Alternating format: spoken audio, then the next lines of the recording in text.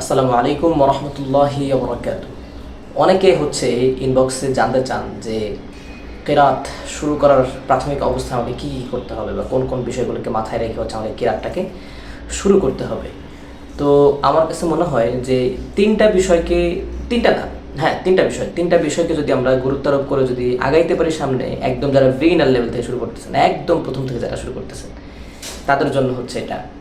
যারা একেবারে শুরু থেকে শুরু করতে চান তারা প্রথমত তাজউইদটা ঠিক করবেন। কারণ কোরআনের ফাউন্ডেশন, কোরআন শুদ্ধভাবে পড়তে না পারলে আসলে কোরআনের যে ভাববোধ, যে শান্তি, যে রুহানিয়াত, এটা আসবে না। তাহলে প্রথম নাম্বার আপনাকে তাজউইদটা ভালো করতে হবে। দুই নাম্বার আপনাকে কোন কেরাতে পড়বেন, কোন পঠন পদ্ধতিতে পড়বেন, সেটা রেওয়ায়াত বলে।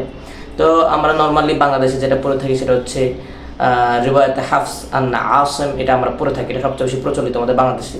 তো এটা আপনারা যেখানে যাবেন সেখানে মূলত এটাই শেখানো হবে আমাদেরকে। হ্যাঁ, তো এটা নিয়ে খুব বেশি আলাদাভাবে খুব বেশি করার প্রয়োজন নেই, বিগিনার লেভেল আর কি। আর তিন নাম্বার সেটা অলংকার। অলংকার কি? সেটা ইলমুল মাকামাতের যে জ্ঞান, আরবি সুরের যে জ্ঞান। হ্যাঁ, কোন ভঙ্গিতে পড়লে কোন জিনিসটা মনে হবে আর কি। কোরআনে তো বিভিন্ন ধরনের আয়াত আছে, তাই না? কোরআনে হাসির আয়াত আছে, কোরআনে সুখের আয়াত আছে, কোরআনে দুঃখের আয়াত আছে, জাহান্নামের আয়াত আছে, জান্নাতের আয়াত আছে, আদেশ নিষেধের আয়াত আছে। তো প্রত্যেকটা আয়াতের তো ভাবগত যে একটা সারমর্মটা তো ভিন্ন ভিন্ন, ঠিক তো? ঢং আলাদা। হয়তো আল্লাহ রাব্বুল আলামিন যখন জাহান্নামের কথা বলতেছেন তখন আমাদের ঢংটা কি হওয়া উচিত? কান্না কান্না টাইপ হওয়া উচিত। এরপরে যখন আল্লাহ রাব্বুল আলামিন জান্নাতের কথা বলছেন তখন আমাদের ঢংটা কীরকম হওয়া উচিত? আনন্দের হওয়া উচিত, ঠিক তো? আনন্দের আমরা যখন সুসংবাদ পাচ্ছি জান্নাতের ব্যাপারে। তো এই সকল বিষয়গুলো, ঢং ভঙ্গিমা, এইটাই মূলত ইলমুল মাকামাত, আরবি সুরগুলো আর কি। গলার সাউন্ডকে আসলে আপ ডাউন করে, একটু মোটা করে, একটু চিকুন করে, এইটাকে নাড়াচাড়া করেই মূলত সুরগুলোকে বানানো হয়। হ্যাঁ, তো সেটা ইলমুল মাকামাত। এই তিনটা জিনিস। তাহলে কি কি বললাম? ইলমুল তাজউইদ, ইলমুল কিরাআত এবং ইলমুল মাকামাত। তাহলে ইলমুল তাজউইদ কোরআনকে সুন্দর করে পড়ার জন্য যেসব নিয়মকানুন আছে। ইলমুল তাজউইদের ভিতরে কি কি আছে? মাখরাজ আছে, হরফের উচ্চারণের স্থান, সিফাত আছে। হরফ একটা মুখ থেকে বের হওয়ার সময় কীরকম বৈশিষ্ট্য থাকবে, কীরকম গুণ থাকবে, বা কীরকম শুনতে শোনা যাবে, মোটা হবে নাকি পাতলা হবে, তাই না? বাতাস বের হবে কি বের হবে না, এগুলো। নুন সাকিন, মিম সাকিনের জ্ঞান, এইগুলো ইলমুল তাজউইদ। আর ইলমুল মাকামাতটা বললাম সুর। আর ইলমুল কিরাআত পঠন পদ্ধতি, আমরা কোন পদ্ধতিতে পড়বো, ঠিক না? ওয়াদ্দুহা পড়বো নাকি ওয়াদ্দুহাই পড়বো, এটা তো বাংলাদেশের রিওয়ায়াতে হাফস আন আসিম আমরা পড়ে থাকি। তো যার কারণে আমরা এটাই পড়বো, ওয়াদ্দুহা ওয়াল্লাইলি ইযা সাজা মা ওয়াদ্দাআকা রাব্বুকা ওয়া মা ক্বালা।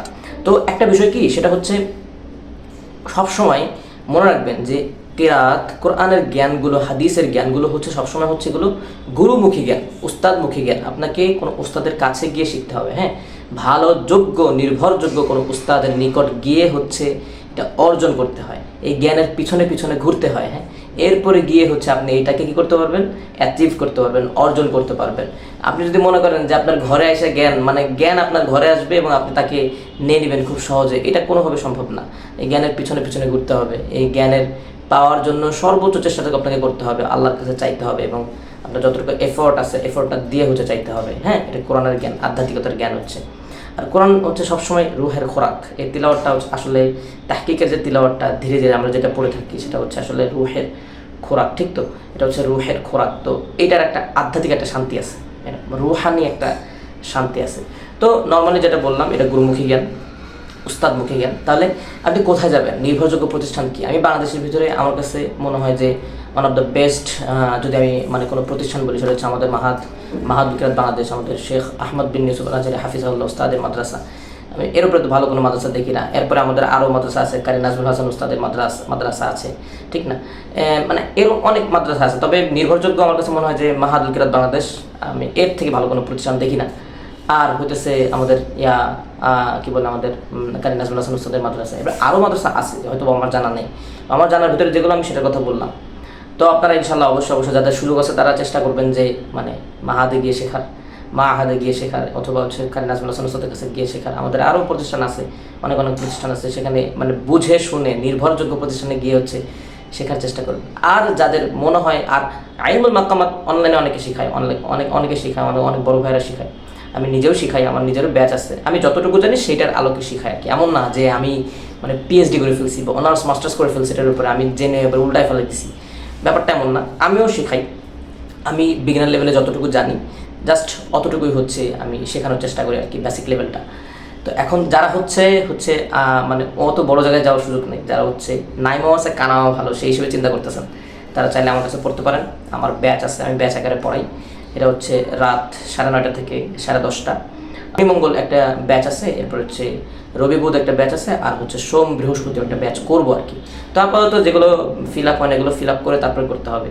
আর এটার মাসিক ফি হচ্ছে 1000 টাকা করে মাসে, সপ্তাহে 2টা ক্লাস, মাসে হচ্ছে 1000 টাকা করে। এখন অনেকের ভাবতে পারেন যে ভাই সপ্তাহে 2টা ক্লাস মাত্র, এইটা মাসে 1000 টাকা অনেক বেশি। আমি তাদের উদ্দেশ্যে বলতে চাই যে আপনার এই সম্পর্কে কোনো ধারণা নাই, এই জন্য হচ্ছে আপনি এই কথাটা বললেন। আসলে এটা এত সহজ জিনিস না, এটা অনেক কঠিন জিনিস, এটাকে অনেক পরিশ্রমের মাধ্যমে অর্জন করতে হয়। আর যে পড়ায় তার কী পরিমাণ কষ্ট হয়, যে আপনি যখন আপনি পড়ানোর জায়গায় যাবেন তখন বুঝবেন যে মাকামারটা কত কঠিন জিনিস।